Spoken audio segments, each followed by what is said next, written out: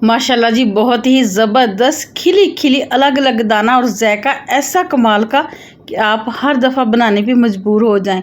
अस्सलाम वालेकुम my YouTube family, I hope कि आप सब खैरियत से होंगे। मैं हूँ आसिया सज्जाद और आप देख रहे हैं दामने ज़ारा किचन। तो जनाब, आज हम बनाने जा रहे हैं दाल माश ढाबा स्टाइल। फटाफट किस तरीके से बन सकती है विदाउट प्याज के बनाना सिखाएंगे। अक्सर हम घर में दाल बनाते हैं तो कहते हैं जी इसका जायका जो है ना वो होटल जैसा नहीं है। तो होटल वाले किस तरीके से बनाते हैं, चलिए जल्दी से रेसिपी शुरू करते हैं। तो जी ढाबा स्टाइल दाल माश बनाने के लिए यहाँ पे मैंने ली है 1.5 पाव दाल माश। इसको मैंने अच्छे तरीके से साफ़ करके धो के भिगो के रख दिया था 15 मिनट के लिए।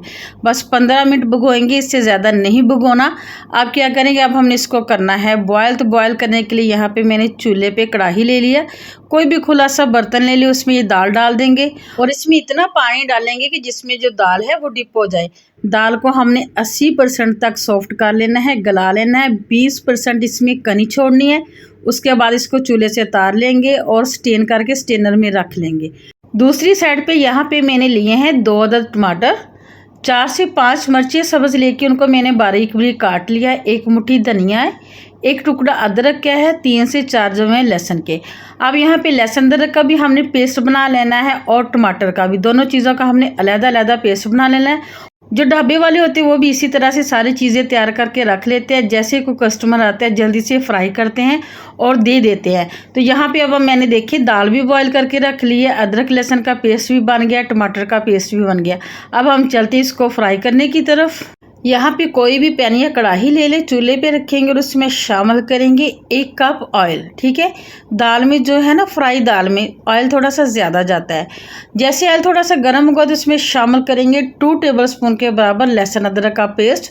जो हमने पेस्ट बना के रखा हुआ था ना, ये डाल देंगे और इसको 1 मिनट तक फ्राई कर लेंगे ताकि लहसुन अदरक का जो कच्चापन है वो ख़त्म हो जाए और इसमें एक अच्छी सी खुशबू आना शुरू हो जाए। तो जी लहसुन अदरक का पेस्ट जो है फ्राई हो चुका है। अब हमने क्या करना है, जो हमने टमाटर का पेस्ट बना के रखा हुआ था ना वो डाल देंगे।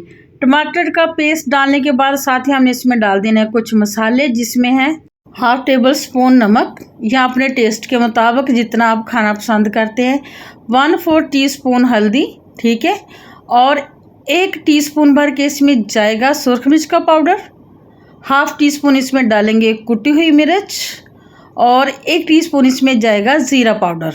बस यही वाले मसाले डाल लें। अब यहाँ पे हमने क्या करना है कि मसालों के साथ हमने इसकी अच्छी सी भुनाई कर लेनी है ताकि टमाटर का पानी भी खुश्क हो जाए, जो ऑयल है वो सेपरेट हो जाए।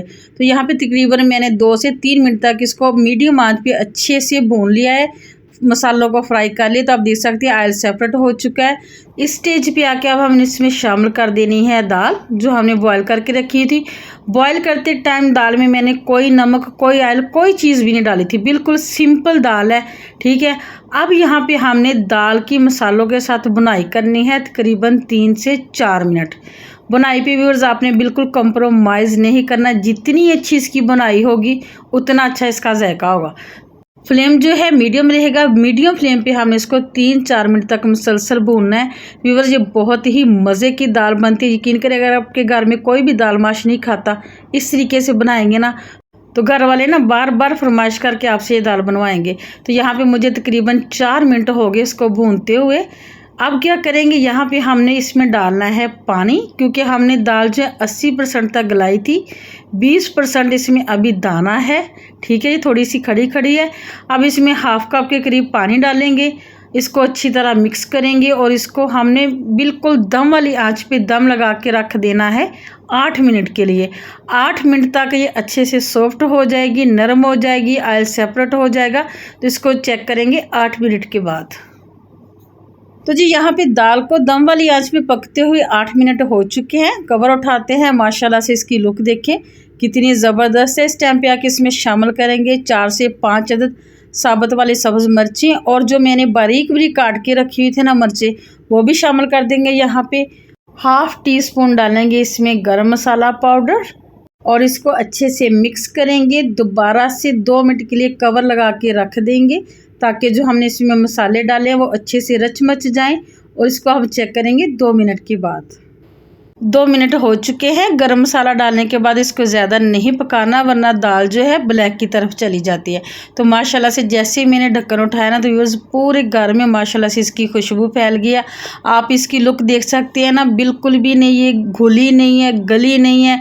और ये देखिए अलग अलग दाना है इसका, और कलर देखिए कितना खूबसूरत आया है।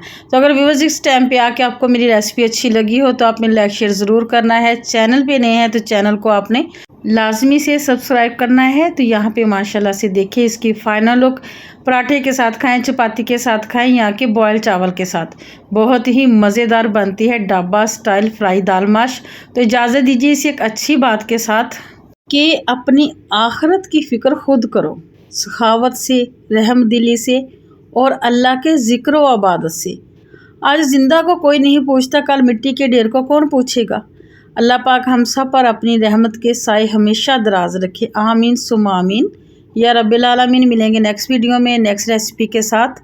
अल्लाह हाफिज़।